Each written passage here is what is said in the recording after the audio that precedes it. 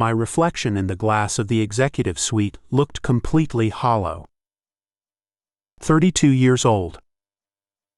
Heir to a global logistics shipping conglomerate worth billions. Tariq Al-Mansoor was supposed to feel invincible. Instead, I felt like an empty shell wrapped in a fitted charcoal wool blazer. My tan skin tone had grown pale under cold fluorescent lights. My short, dark, wavy hair was trimmed with surgical precision. My neatly trimmed beard concealed a jawline that had forgotten how to smile. My warm amber eyes had turned cold, guarded by years of corporate paranoia. I sat at the dark mahogany desk on the 50th floor.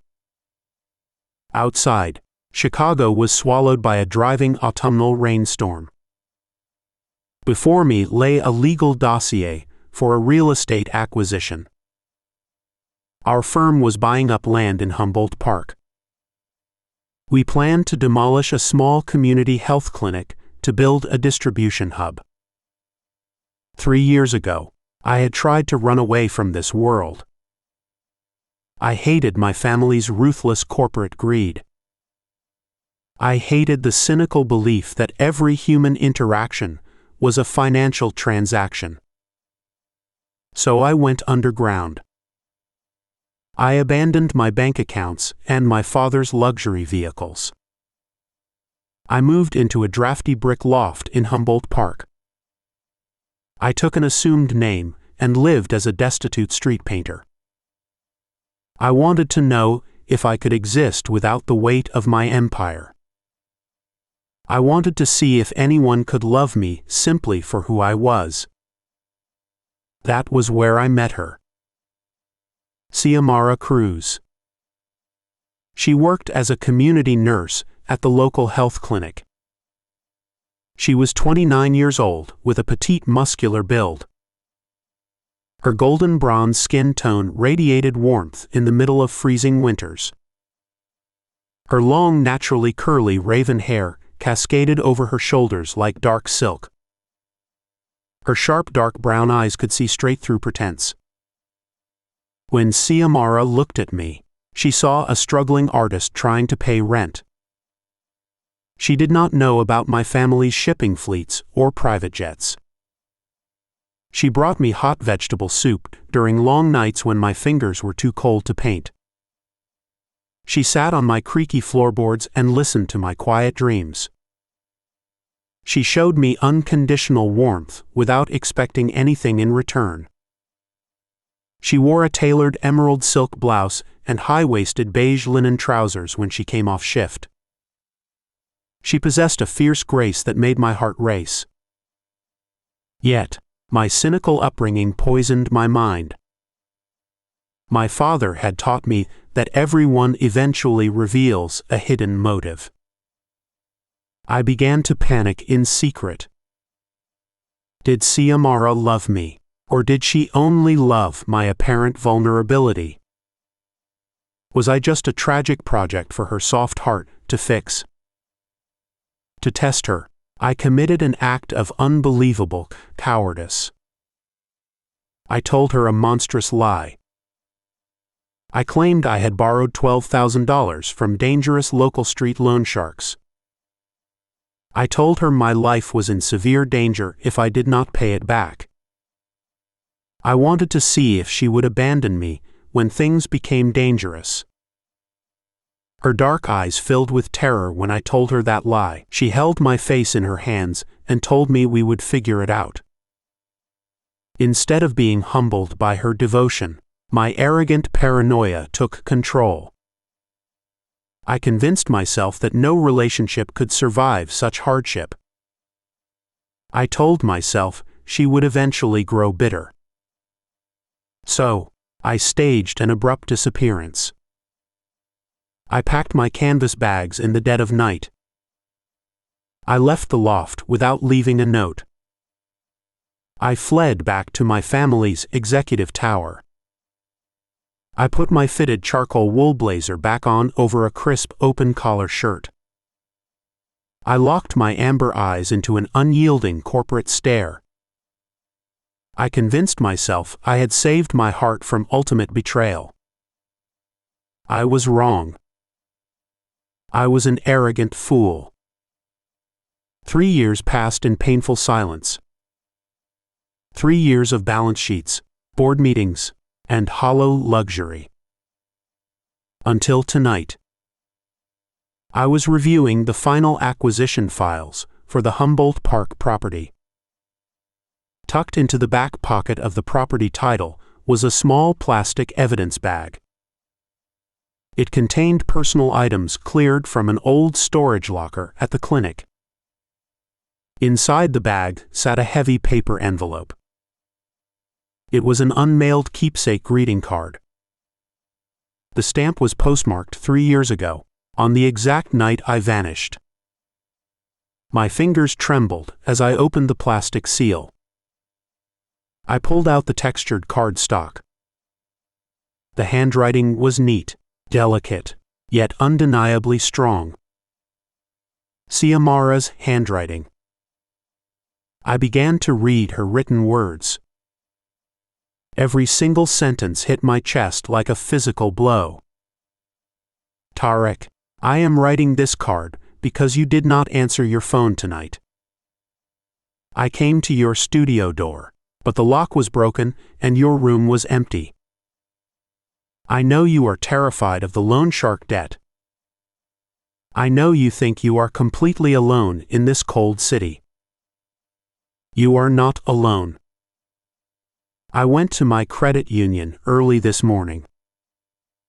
I withdrew my entire emergency life savings. $12,000.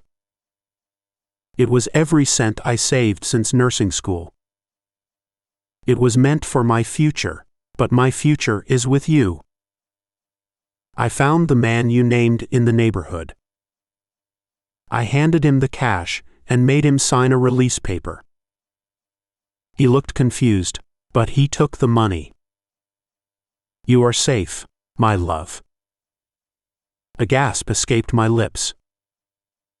My amber eyes filled with blinding heat. The debt had been a complete lie. There was no loan shark. There was only a local criminal who happily took $12,000 of her hard-earned money. She had wiped out her entire safety net because of my manufactured test. My heart thundered violently against my ribs as I read the rest of the card. I needed to tell you something else tonight, Tariq. My body is weak because I have worked 4 straight double shifts to make up for my savings.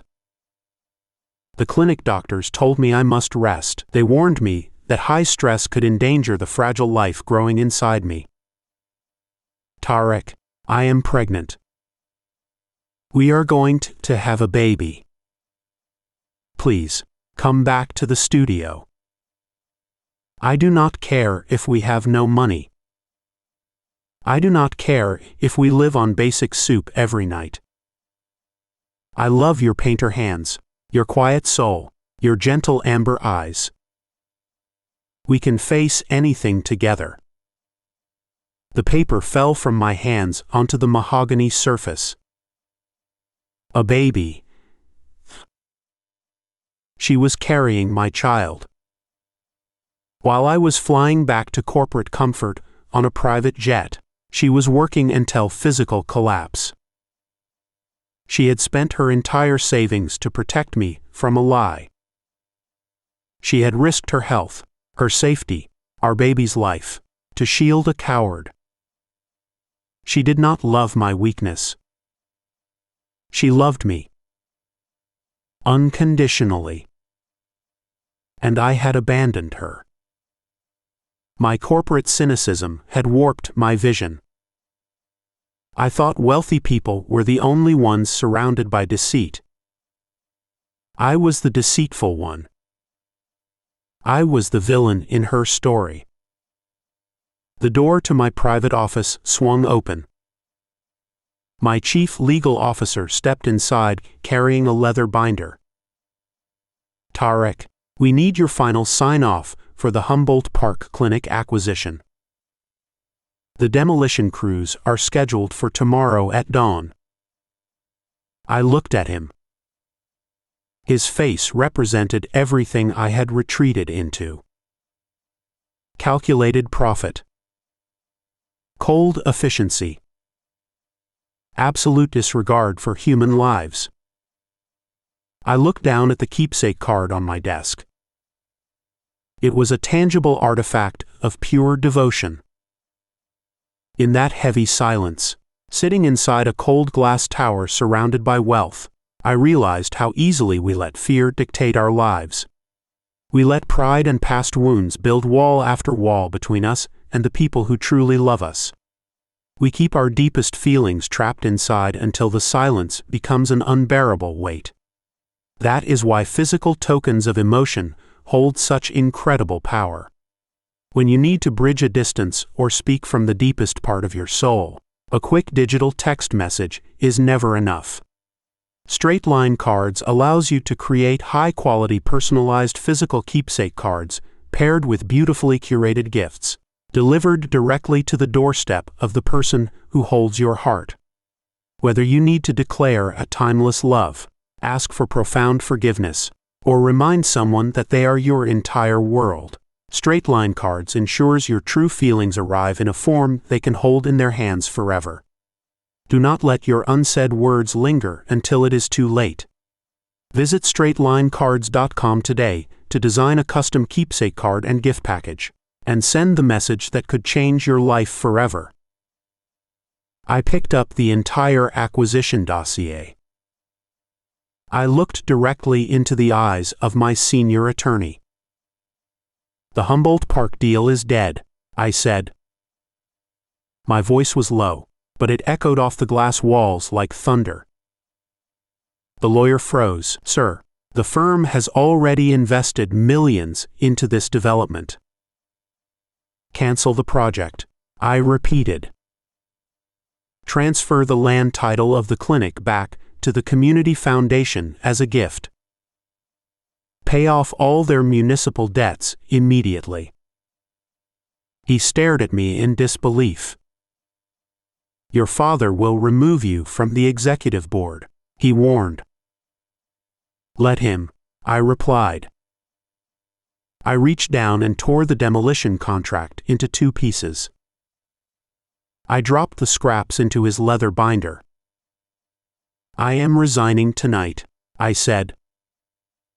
I am done running a company that destroys communities. I turned on my heel and walked out of the corporate suite. My fitted charcoal wool blazer felt light on my shoulders for the first time in 3 years. I did not take the executive elevator to the private garage. I walked straight out the front doors into the pouring rain. I had a debt to pay. Not with money. With my entire life. The rain washed over my windshield as I drove into Humboldt Park. The neighborhood was dark, quiet, illuminated by wet street lamps. Small brick storefronts lined the streets. Vivid community murals stretched across building walls. My heart pounded violently against my chest. Was she still here?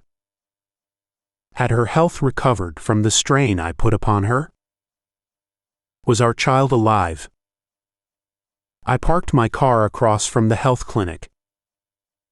A soft yellow light glowed in the basement window. I stepped out into the storm. The icy rain soaked through my open collar shirt instantly. I pushed open the heavy front door of the clinic. An elderly woman was sweeping the hallway tile inside. She paused and looked up at me. Her eyes narrowed behind small wire frames. Tariq? She asked. It was Sister Teresa, the head administrator of the clinic. You vanished 3 years ago, she said softly. Her tone was not angry, but weighed down by deep sorrow. Xiomara almost died trying to clear your debts. You know that? She worked double shifts until her blood pressure spiked. We had to admit her to the hospital to save the child.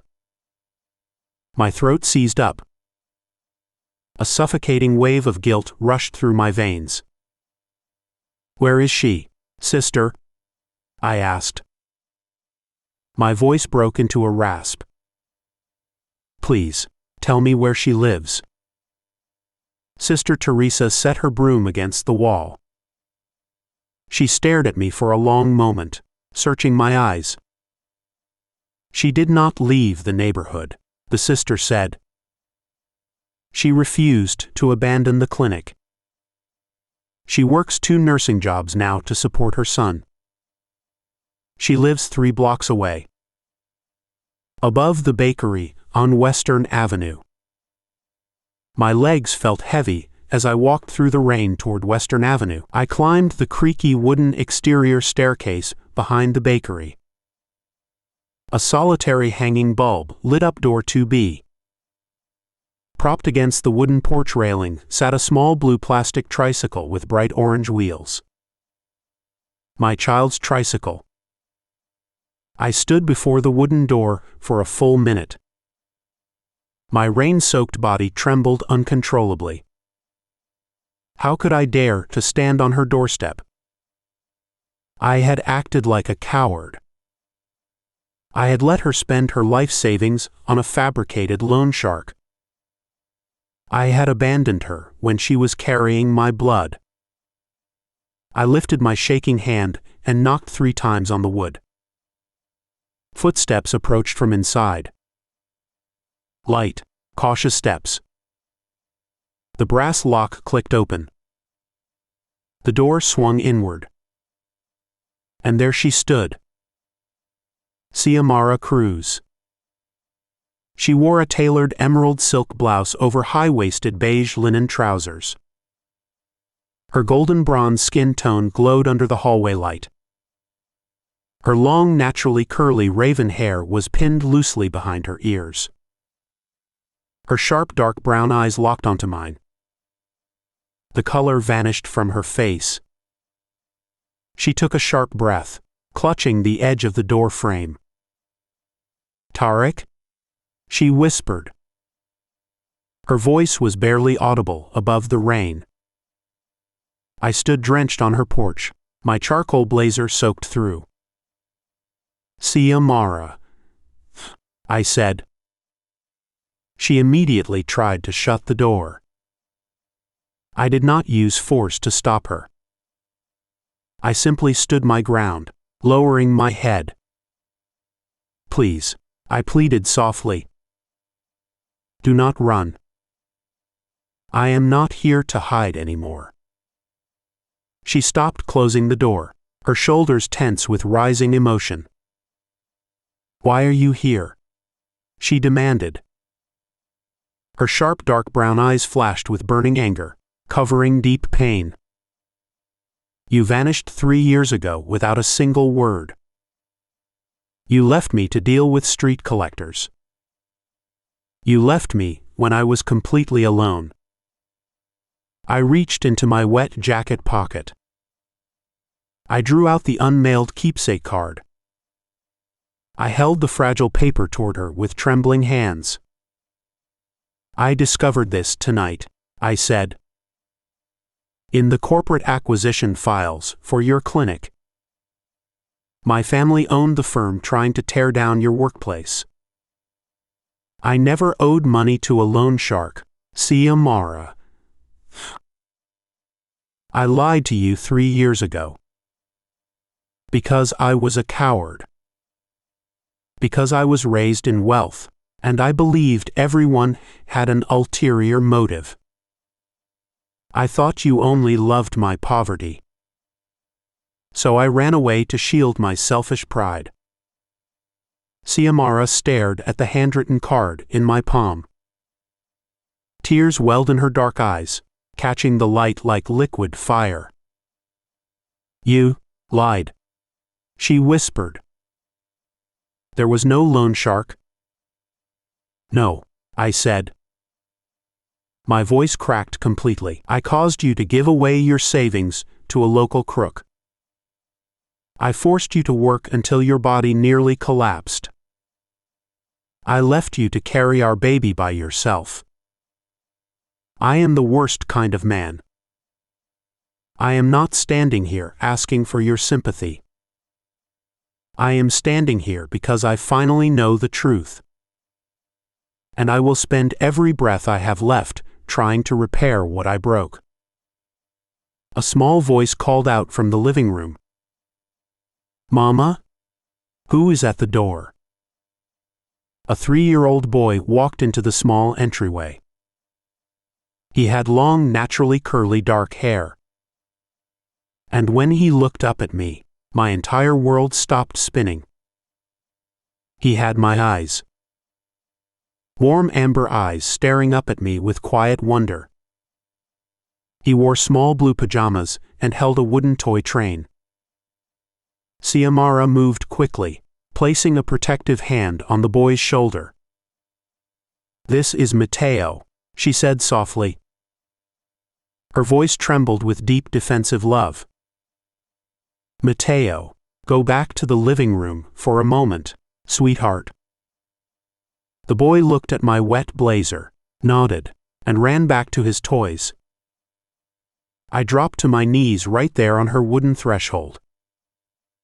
I did not care about the wet floorboards. I did not care about my expensive clothes.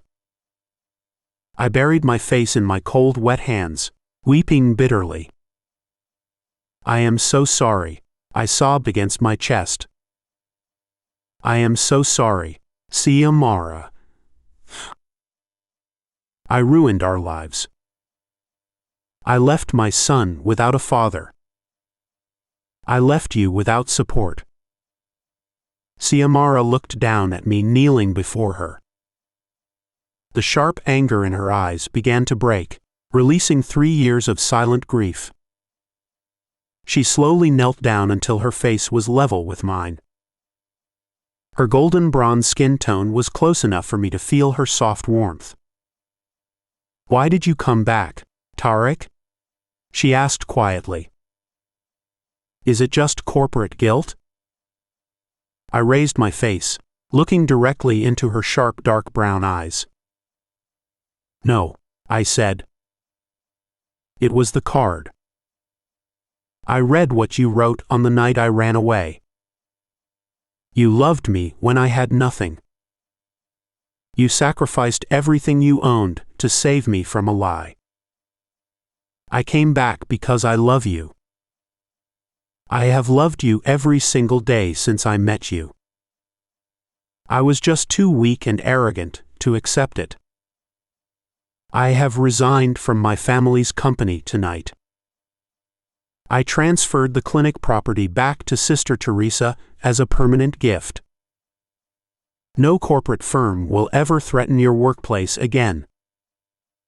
And I am staying right here in Humboldt Park.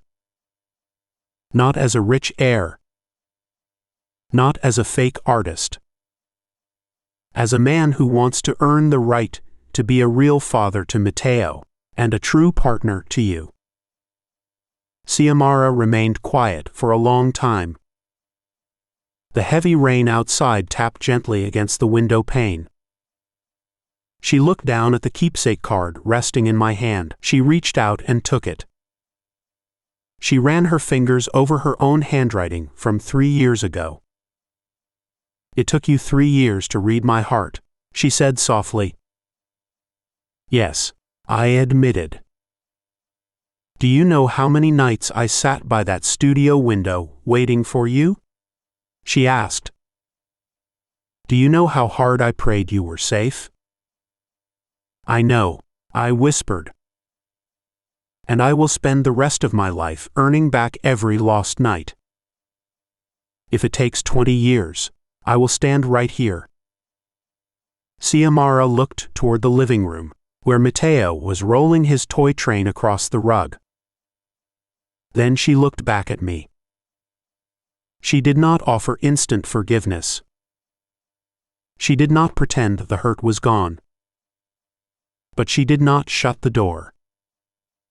"Get up off the cold floor, Tariq," she said gently.